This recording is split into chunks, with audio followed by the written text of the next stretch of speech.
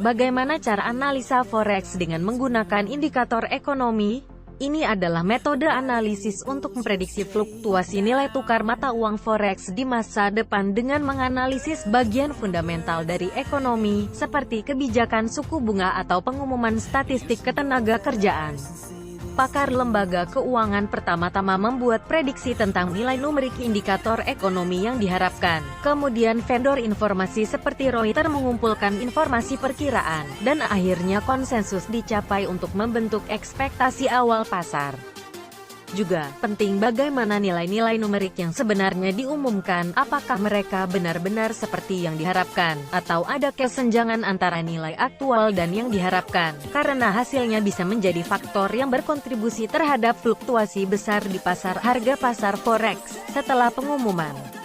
Di sisi lain, dalam beberapa menit setelah pengumuman indikator ekonomi, kemungkinan bahwa perubahan harga forex dalam satu arah sangat tinggi, sehingga sangat mungkin untuk menghasilkan keuntungan menggunakan gerakan ini dalam opsi biner atau perdagangan forex.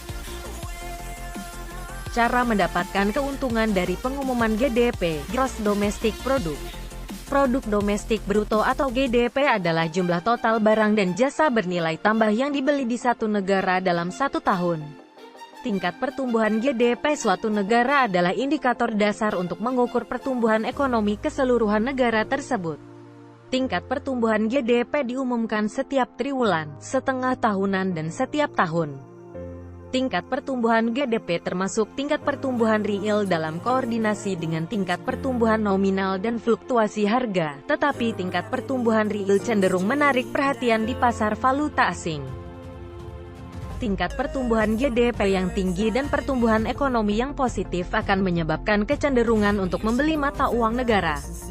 Sebaliknya, jika pertumbuhan ekonomi negatif diumumkan dan tingkat pertumbuhan GDP positif menyusut dibandingkan dengan tahun sebelumnya, laba atas investasi tidak akan lagi diharapkan karena investor terus beralih ke negara lain dengan tingkat pertumbuhan yang lebih tinggi.